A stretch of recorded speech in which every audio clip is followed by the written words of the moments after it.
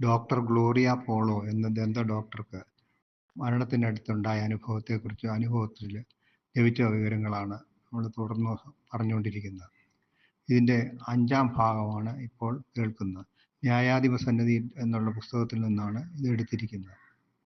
മധ്യസ്ഥ പ്രാർത്ഥനയെപ്പറ്റി അതിനകത്ത് പറഞ്ഞിരിക്കുന്ന ഇപ്രകാരമാണ്: തുടർന്ന് ദൈവം ഒരു കുട്ടിയെ തനിക്ക് കാണിച്ചു തന്നു.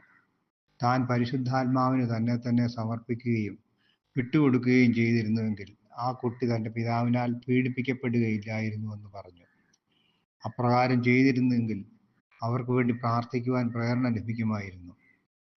ഓരോരുത്തരും പരിശുദ്ധാത്മാവിനാൽ നയിക്കപ്പെടുവാൻ തങ്ങളെ വിട്ടുകൊടുക്കാത്തത് മൂലം മറ്റുള്ളവർക്കുണ്ടാകുന്ന അനർത്ഥങ്ങൾ തന്നെ കാണിച്ചു തരികയും ഇതിനൊക്കെ ദൈവം മുമ്പാകെ കണക്ക് കൊടുക്കേണ്ടി വരുന്നതിനെക്കുറിച്ച് വ്യക്തമാക്കി തന്നു. ദൈവം പ്രേരണ നൽകിയ സമയം താൻ പ്രാർത്ഥിച്ചിരുന്നുവെങ്കിൽ ആ കുട്ടിയെ പീഡിപ്പിച്ചിരുന്ന വ്യക്തിയിൽ കടന്നുകൂടിയിരുന്ന ദുഷ്ടാരൂപികളെ ദൈവം തന്നെ പിന്തിരിപ്പിക്കുമായിരുന്നു.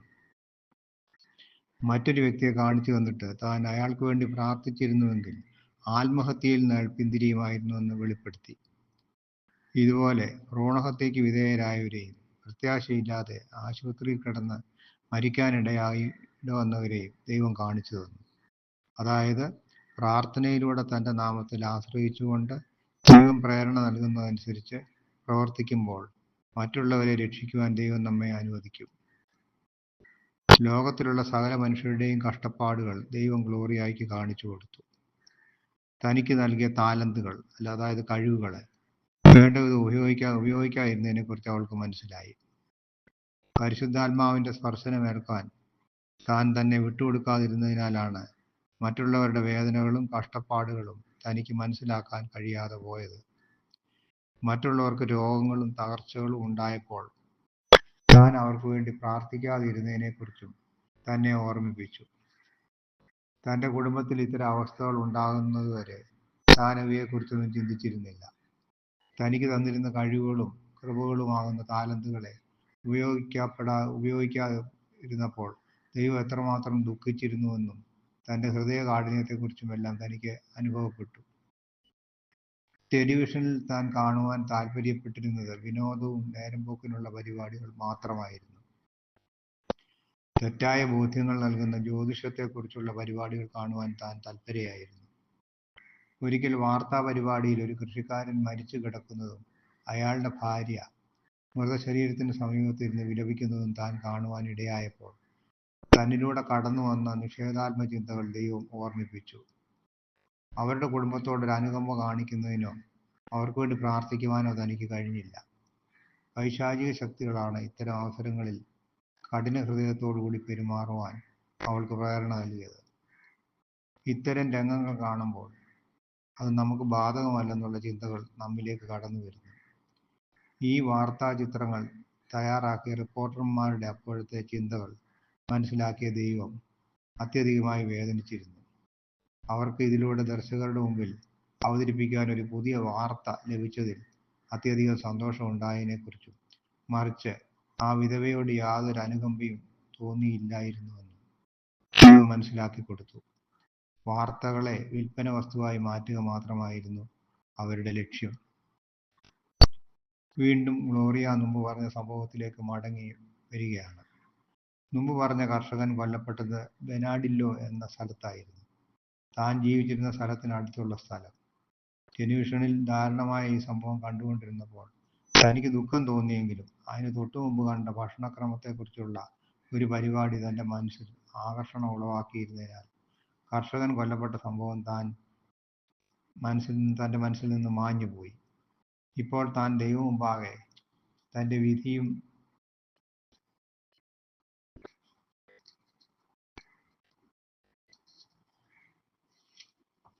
കാത്തു നിൽക്കുമ്പോൾ ദൈവം ഇതേക്കുറിച്ച് പല കാര്യങ്ങളും ഓർമ്മിപ്പിച്ചു തന്നു. വിധവയായ സ്ത്രീയെക്കുറിച്ച് തനിക്ക് ദുഃഖമുണ്ടായപ്പോൾ അവരെ സഹായിക്കുവാനുള്ളൊരു പ്രേരണയാണ് ദൈവം തന്നിൽ ഉളവാക്കിയത്. പക്ഷേ താൻ ഭക്ഷണക്രമത്തെക്കുറിച്ചുള്ള പരിപാടിക്ക് മുൻതൂക്കം നൽകിയതിനാൽ കർഷകനെക്കുറിച്ച് ചിന്തിക്കുവാൻ അവൾ മറന്നുപോയി. തുടർന്ന് അയാളുടെ ജീവിതകഥ മുഴുവൻ ഗ്ലോറിയായ്ക്ക് ദൈവം കാണിച്ചു കൊടുത്തു. ഗറില്ലകൾ വന്ന് തൻ്റെ വീട് ഉപേക്ഷിച്ചു പോകുവാൻ ആവശ്യപ്പെട്ടെങ്കിലും കർഷകൻ തയ്യാറായില്ല. ആയുധധാരികളായ ഗറില്ലകൾ വന്നപ്പോൾ അയാൾ ഭയപ്പെട്ടതും തൻ്റെ ഭാര്യയെയും മക്കളെയും ഒളിപ്പിച്ചു നിർത്തിയതും, അപ്പോൾ ഒളിക്കുവാൻ തനിക്ക് അവസരം നഷ്ടപ്പെട്ടതും, തൻ്റെ ഭാര്യയോടും മക്കളോടും കരുണ കാട്ടണമേ എന്ന് ദൈവത്തോടുള്ള അദ്ദേഹത്തിൻ്റെ അവസാനത്തെ പ്രാർത്ഥനയുമെല്ലാം കാണിച്ചു കൊടുത്തു. അയാൾ വെടിയേറ്റപ്പോൾ ഒളിച്ചിരുന്ന കുടുംബാംഗങ്ങൾ ഒന്നുറക്കെ കരയുവാൻ പോലും കഴിഞ്ഞില്ല. അപ്പോൾ ആ സ്ത്രീ അനുഭവിച്ച മനോവേദന ദൈവത്തിൻ്റെ വേദനയായി മാറി. തൻ്റെ മക്കൾ വേദനിക്കുമ്പോൾ ദൈവം വേദനിക്കുന്നു. ഇത് കാണുന്ന നമുക്ക് സ്വാർത്ഥ ചിന്തകൾ മാത്രമായിരിക്കും ഉള്ളത്, നമ്മുടെ മാത്രം പ്രശ്നങ്ങളും ആവശ്യങ്ങളും മാത്രം. ടെലിവിഷനിൽ ഈ സംഭവം കണ്ടപ്പോൾ തന്നിൽ നിന്ന് ദൈവം പ്രതീക്ഷിച്ചത് മുട്ടുകുത്തി നിന്ന് കർഷകനും കുടുംബത്തിനു വേണ്ടിയുള്ളൊരു പ്രാർത്ഥനയായിരുന്നു. തൻ്റെ താമസ സ്ഥലത്തിനടുത്ത് ഒരു വൈദികൻ ഉണ്ടായിരുന്നു. വൈദികന്റെ കൂട്ടുകാരൻ മുമ്പ് പറഞ്ഞ കൊല്ലപ്പെട്ട കർഷകൻ താമസിച്ചിട്ടുള്ള സ്ഥലത്തുള്ള ആളായിരുന്നു. താൻ ഈ കാര്യം തൻ്റെ അടുത്തുള്ള വൈദികനെ അറിയിച്ചിരുന്നുവെങ്കിൽ തൻ്റെ കൂട്ടുകാരൻ വഴി കർഷകന്റെ കുടുംബത്തിന് താമസിക്കാനുള്ള ക്രമീകരണങ്ങൾ അദ്ദേഹം ചെയ്തു കൊടുക്കുമായിരുന്നു. കിടപ്പാടമില്ലാത്തവർക്ക് സൗകര്യം ഒരുക്കി കൊടുക്കുന്ന ഒരു സ്ഥാപനം അദ്ദേഹം നടത്തിയിരുന്നതാനും. ഉപേക്ഷയാലുള്ള പാപങ്ങളെ പറ്റിയുള്ള വെളിപ്പെടുത്തലുകൾ ഇപ്രകാരമായിരുന്നു. നാം ചെയ്ത പാപങ്ങളെക്കുറിച്ച് ദൈവം ചോദിക്കുന്നതിന് മുമ്പായി നമ്മുടെ ഉപേക്ഷയാലുള്ള പാപങ്ങളെക്കുറിച്ചാണ് ആദ്യം ദൈവം അന്വേഷിക്കുന്നത്. ഉപേക്ഷയാലുള്ള പാപങ്ങൾ വളരെ മാരക പാപങ്ങളാണ്. നമ്മുടെ ഉപേക്ഷയാലുള്ള പാപങ്ങൾ കണ്ട് ദൈവം കരയുന്നു. ദൈവമുമ്പാകെ നാം നിൽക്കുമ്പോൾ നാം ഉപേക്ഷകൾ മൂലം നമ്മുടെ അയൽക്കാർക്കും സമൂഹത്തിനും നേരിടേണ്ടി വന്ന ദുരിതങ്ങളെക്കുറിച്ച് ദൈവം കാണിച്ചു തരും. തുടർന്ന് മുമ്പ് കാണിച്ചു തന്ന കർഷകന്റെ വിധവയുടെ ജീവിതകഥ ദൈവം തനിക്ക് കാണിച്ചു തന്നു. ഈ വിവരങ്ങളെല്ലാം അറിഞ്ഞ ഒരു വൈദികൻ അവരോട് അവരുടെ 2 മക്കളോടും അവിടെ നിന്നും രക്ഷപ്പെട്ടുകൊള്ളുവാൻ അഭ്യർത്ഥിച്ചു. അവർക്ക് കുറച്ച് പണവും ചില ശുപാർശ കത്തുകളും നൽകി കൊളംബിയയിലെ ബൊഗോട്ട എന്ന പട്ടണത്തിലേക്ക് അവരെ അയച്ചു. ശുപാർശ കത്തുകളൊന്നും പ്രയോജനപ്പെടാത്തതിനാൽ അവസാനം ജീവിതമാർഗത്തിനു വേണ്ടി നിർബന്ധിതമായി വ്യഭിചാരത്തിലേക്ക് അവർ തിരിയേണ്ടി വന്നു. ഈ സ്ത്രീയെ താൻ താമസിക്കുന്ന പട്ടണത്തിൽ വെച്ച് കണ്ടുമുട്ടുവാൻ ദൈവം ഗ്ലോറിയായ്ക്ക് അനുമതി കൊടുത്തു. താൻ തൻ്റെ മക്കളോടൊപ്പം കാറിലിരുന്നപ്പോൾ വളരെ ഇറക്കം കുറഞ്ഞൊരു വസ്ത്രം ധരിച്ചിരുന്ന ഒരു സ്ത്രീയെ കണ്ട് എന്തുകൊണ്ട് ഇപ്രകാരം അവർ വേഷം ധരിക്കുന്നുവെന്ന് തൻ്റെ മകൻ ചോദിക്കാനിടയായി. അപ്പോൾ താൻ നൽകിയ മറുപടി ദൈവത്തെ വളരെ വേദനിപ്പിച്ചു. അവർ ഒരു വേശ്യയാണെന്നും ശാരീരിക സുഖങ്ങൾക്ക് വേണ്ടി ശരീരം വിൽക്കുന്നവരാണെന്നും അവരെ ശ്രദ്ധിക്കേണ്ടതില്ലെന്നും പറഞ്ഞത് വഴി തൻ്റെ മകൻ്റെ ഹൃദയത്തിൽ വിഷം കുത്തിവെക്കുകയായിരുന്നുവെന്നും ദൈവം വെളിപ്പെടുത്തി. അവർ എന്ത് സാഹചര്യത്തിലാണ് ഈ വഴി തിരഞ്ഞെടുക്കുവാൻ ഇടയായതെന്ന് അന്വേഷിച്ച് മനസ്സിലാക്കാതെ വിധി പ്രസ്താവിച്ചതാണ് ഇവിടെ കുഴപ്പമായത്. താൻ ഉൾപ്പെടെ മറ്റുള്ളവരുടെ സഹായം നൽകാതിരുന്നതിനാലും അവരുടെയൊക്കെ മോശമായ സമീപനവും അനാസ്ഥയുമാണ് ഇത്തരം സാഹചര്യത്തിലേക്ക് തിരിയുവാൻ അവൾക്ക് പ്രേരകമായത്. ഇതേ രീതിയിൽ പ്രവർത്തിക്കുന്നവരെ തൻ്റെ വായിൽ നിന്ന് തുപ്പിക്കളയുമെന്നാണ് വചനത്തിലൂടെ ദൈവം വെളിപ്പെടുത്തുന്നത്. ഇത്തരക്കാർ സ്വർഗരാജ്യത്തിൽ കടക്കുവാൻ വളരെ ബുദ്ധിമുട്ട് അനുഭവിക്കേണ്ടി വരും. തൻ്റെയും തൻ്റെ കുടുംബത്തെയും ഒന്നിനെയും കുറിച്ച് കരുതലില്ലാത്തവരുടെ അവസ്ഥ ഇത് തന്നെയായിരിക്കും. മറ്റുള്ളവരെ കുറിച്ചുള്ള വേദനകൾ ഒരു വ്യക്തിയിൽ അസ്തമിക്കുവാൻ തുടങ്ങുമ്പോൾ അവരുടെ ആത്മാവിൻ്റെ മരണം ആരംഭിക്കുകയും അവരിൽ അന്ധകാരം നിറയുവാൻ തുടങ്ങുകയും ചെയ്യുമെന്ന് ദൈവം തന്നെ അറിയിച്ചതായി ഗ്ലോറിയ സാക്ഷ്യപ്പെടുത്തുന്നു. വിശുദ്ധ കുംഭസാരം എന്ന കൂദാശയെ പറ്റിയുള്ള വെളിപ്പെടുത്തലുകൾ. കുംഭസാരത്തിലൂടെ നമ്മുടെ പാപങ്ങൾ നമ്മൾ ഏറ്റു പറയുന്നു. നമ്മുടെ ആത്മാവിന് ഒരു അലക്ക് യന്ത്രം പോലെയാണ്. ആത്മാവ് സോപ്പിനും വെള്ളത്തിനും പകരം യേശുവിൻ്റെ തിരുരക്തത്താൽ കഴുകി വെളിപ്പാക്കപ്പെടുന്നു. ആത്മാവിന് ചെളി പുരണ്ട അവസ്ഥയിലാവുമ്പോഴാണ് നാം കുംഭസാരത്തിന് പോകുന്നത്. തൻ്റെ ആത്മാവിലുള്ള മാരകമായ പാവക്കറകൾ ആത്മാവിന് കേടുവരുത്തുകയും അത് ജീവിതത്തിൽ നാശങ്ങൾ വിളിച്ചു വരുത്തുകയും ചെയ്യുന്നു. വൈദികരെ കുറിച്ച് മോശമായി സംസാരിക്കുമ്പോൾ ഇപ്രകാരം സംഭവിക്കുന്നുണ്ട്. താൻ ദൈവമുമ്പാകെ നിന്നപ്പോൾ കുംഭസാരം എന്ന കൂദാശയിൽ സംഭവിക്കുന്ന കാര്യങ്ങളെക്കുറിച്ച് യേശു തനിക്ക് വിശദീകരിച്ചു തന്നു. വൈദികരുടെ വ്രണിതമായ ഹൃദയത്തിൽ, അതായത് ഇതൊരു ആത്മീയ മുറിവാണ് വൈദികർക്ക് ലഭിക്കുന്നത്, ക്രൂശിതനായ യേശു ജീവിക്കുന്നു. വൈദിക പട്ടം ലഭിക്കുമ്പോൾ അഭിഷേകത്താൽ അവരുടെ ഹൃദയത്തിൽ ഈ ആത്മീയ മുറിവ് നൽകപ്പെട്ടിരിക്കുന്നു. അതിലൂടെ പ്രവഹിക്കപ്പെടുന്ന തിരുരക്തത്താലാണ് ഒരു പാപി തൻ്റെ പാപം ഏറ്റുപറയുമ്പോൾ കഴുകപ്പെടുന്നത്. മനുഷ്യബുദ്ധിക്ക് മനസ്സിലാക്കുവാൻ പാടില്ലാത്ത ചില കാര്യങ്ങൾ കുമ്പസാരത്തിനായി വൈദികനെ സമീപിക്കുമ്പോൾ ആ ഒരു വ്യക്തിയുടെ ആത്മാവിൽ സംഭവിക്കുന്നുണ്ട്. അപ്പോൾ ആ വ്യക്തിയുടെ ആത്മാവ് ദൈവകരുണയിലേക്ക് ഉയർത്തപ്പെടുകയും ദൈവകരുണയുടെ വാതിൽ തുറക്കപ്പെടുകയും ചെയ്യുന്നു. ആ വ്യക്തിയുടെ ആത്മാവ് വൈദികന്റെ വ്രണത ഹൃദയത്തിലേക്ക് ഉയർത്തപ്പെടുകയും അവിടെ ഈശോ തന്റെ കുരിശ് സ്ഥാപിച്ചിരിക്കുന്നത് വഴിയായി തിരുരക്തം അനുതാപത്തോടുകൂടി കുമ്പസാരിക്കുന്ന വ്യക്തിയുടെ ആത്മാവിലേക്ക് ഒഴുകിയിറങ്ങി ആ വ്യക്തിയുടെ ആത്മാവിനെ കഴുകി വെടിപ്പാക്കുന്നു. ഇവയെല്ലാം മനുഷ്യബുദ്ധിക്ക് ഗ്രഹിക്കുവാൻ സാധിക്കാത്ത യാഥാർത്ഥ്യങ്ങളാണെന്ന് തനിക്ക് ദൈവം വെളിപ്പെടുത്തി. ഇങ്ങനെ ഓരോ പാപവും ഒരു വ്യക്തി വൈദികന്റെ മുമ്പിൽ ഏറ്റുപറയുമ്പോൾ സാത്താന്റെ അവകാശത്തിലുള്ളതും അവന്റെ പക്കലിരിക്കുന്നതുമായ പാപത്തിന്റെ കടച്ചീട്ട് ഈശോ വാങ്ങി കീറിക്കളയുന്നു. തന്നിൽ വസിച്ചിരുന്ന അനേകം ദുഷ്ടാരൂപികൾ പുറത്തു കടന്നതായി ഗ്ലോറിയ മുമ്പ് പ്രസ്താവിച്ചിരുന്നുവല്ലോ. പക്ഷെ അതിൽ ഒരെണ്ണം തന്നെ വിട്ടുപോകുവാൻ കൂട്ടാക്കിയില്ല. ദൈവത്തിന്റെ അനുമതി മൂലം മാത്രമാണ് അതിന് തന്നിൽ നിലനിൽക്കുവാൻ സാധിച്ചത്. ഇവൾ എന്റേതാണ് എന്ന് പറഞ്ഞ ഒരു ദുഷ്ടാരൂപി മുറവിളി ഇട്ടുകൊണ്ടിരുന്നു. ഈ ദുഷ്ടാരൂപിയാണ് തന്റെ ആത്മാവിനെ നശിപ്പിക്കുവാനായി പദ്ധതികളും അതിനുള്ള നയങ്ങൾക്കും രൂപം നൽകിയത്. തന്ത്രപരമായ പലവിധ നയങ്ങളിലൂടെ അത് തന്റെ ആത്മനാശത്തിലേക്ക് പദ്ധതിയിട്ടിരുന്നു. തനിക്കുണ്ടായിരുന്ന ബലഹീനതകളിലൂടെ തന്റെ ആത്മാവിലേക്ക് അത് പാപങ്ങൾ കടത്തി വിട്ടുകൊണ്ടിരുന്നു. അത് തന്റെ തന്നെ ഇച്ഛാശക്തിയിലൂടെയും തന്റെ സ്വന്തമായ തീരുമാനങ്ങളിലൂടെയും ആയിരുന്നതിനാലാണ് തന്നിൽ നിലനിൽക്കുവാൻ ദൈവം അനുവദിച്ചത്. ഒപ്പം തന്നെ താൻ ഇടിവേറ്റേറ്റ് മരിച്ച സമയത്ത് മാരക ഭാവാവസ്ഥയിലുണ്ടായിരുന്നു. ഇതുപോലെ മാരക ഭാവാവസ്ഥയിൽ ഇരിക്കുന്നവരിലും ഇത് തന്നെയാണ് സംഭവിക്കുന്നത്. തന്റെ 13ാമത്തെ വയസ്സിന് ശേഷം വൈദികരിലൂടെ താൻ കുമ്പസാരം എന്ന കൂദാശ സ്വീകരിച്ചിരുന്നില്ല. അതിനാലാണ് ആ ദുഷ്ടാരൂപി അവൾ എന്റേതാണ് എന്ന് പറഞ്ഞ് മുറവിളി കൂട്ടിയത്. ദൈവം തന്റെ ജീവിതത്തിൽ സംഭവിച്ച കാര്യങ്ങളെല്ലാം തുറന്നു കാട്ടിയപ്പോൾ താൻ അപമാന ഭാരത്താൽ നിറഞ്ഞുവെന്നും ഗ്ലോറിയ സാക്ഷ്യപ്പെടുത്തുന്നു. വൈദികന്റെ പക്കൽ കുമ്പസാരത്തിന് പോകുന്നതിൽ നിന്നും ഒഴിഞ്ഞു മാറിയിരുന്നതിനാൽ സാത്താൻ തന്നെ പരാജയപ്പെടുത്തിയിരുന്നു. വൈദികരെല്ലാം തന്നെക്കാൾ പാപികളാണെന്നും സ്വവർഗഭോഗികളാണെന്നുമുള്ള തെറ്റായ ചിന്താഗതികൾ തന്നിൽ കടത്തിവിട്ടിട്ട് തന്ത്രപൂർവ്വം സാത്താൻ തന്നെ ചതിക്കുകയായിരുന്നുവെന്ന് അവൾക്ക് മനസ്സിലായി. അവരെ വിധിക്കാൻ തനിക്ക് ആരും അധികാരം നൽകിയിട്ടില്ലെന്നും അതിനുള്ള അധികാരം തനിക്ക് മാത്രമേ ഉള്ളൂവെന്നും ദൈവം വെളിപ്പെടുത്തി.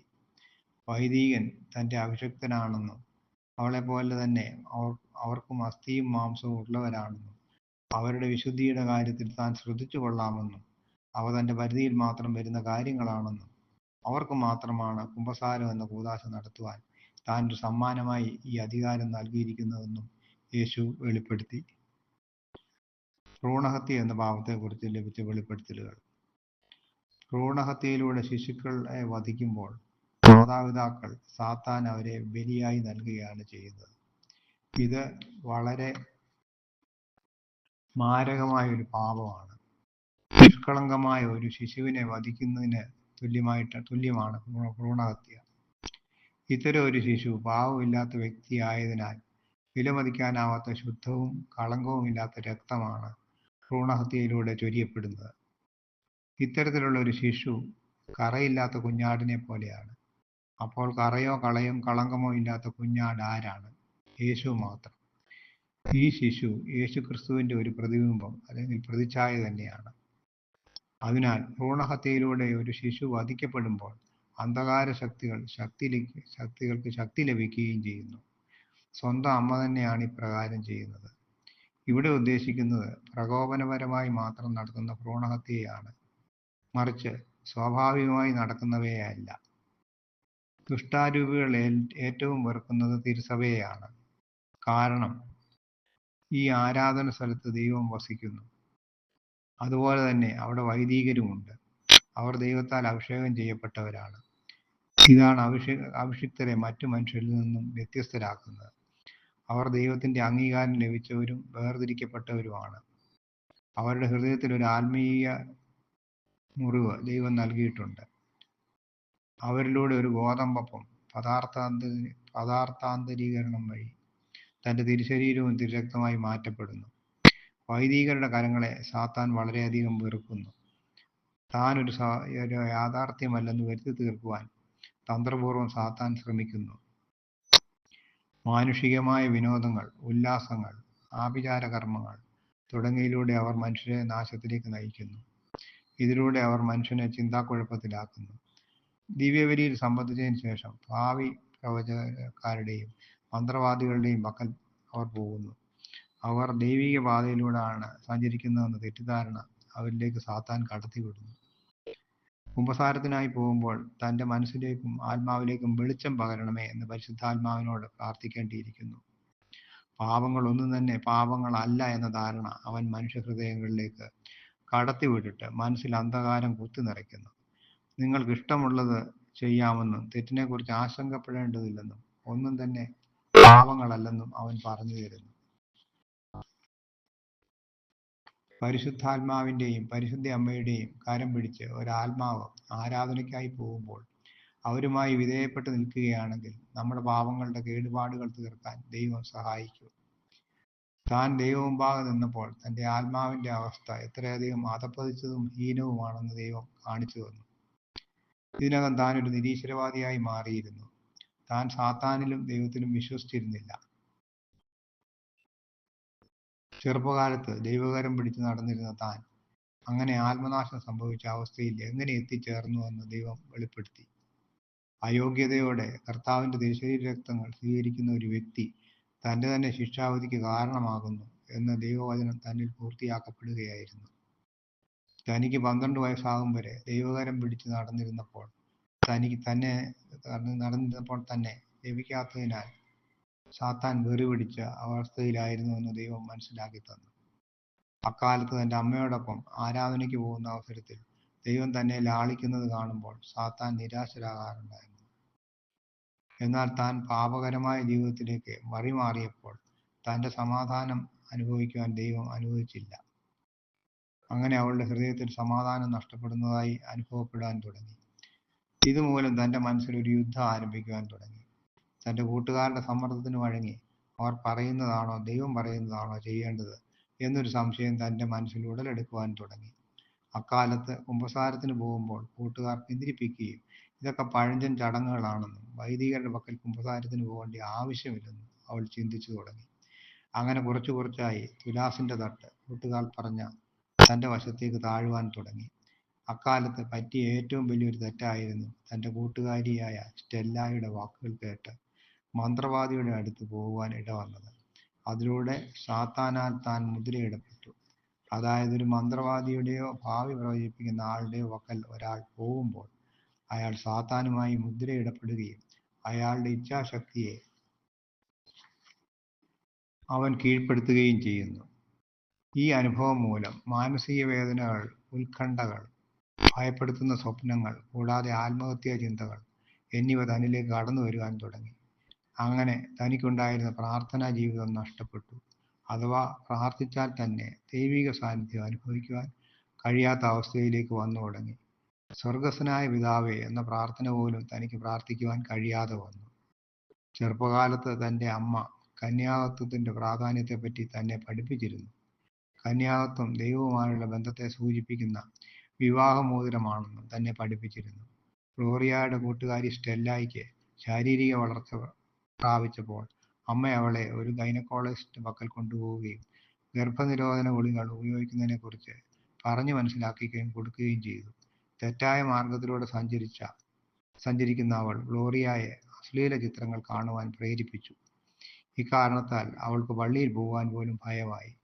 കുമ്പസാരത്തിൽ അവൾ നുണകൾ പറയുവാൻ തുടങ്ങി. അങ്ങനെ പാപം മറച്ചു വെച്ചുള്ള കുമ്പസാരം അവൾ തുടർന്നു. അപൂർണമായ കുമ്പസാരവും കുർബാന സ്വീകരണവും വഴി അവളുടെ അവസ്ഥ വളരെ മോശമാകാൻ തുടങ്ങി. തുടർന്നുള്ള ഭാഗങ്ങൾ അടുത്ത എപ്പിസോഡിൽ കേൾക്കാം. യേശുവേ നന്ദി, യേശുവേ സ്തുതി.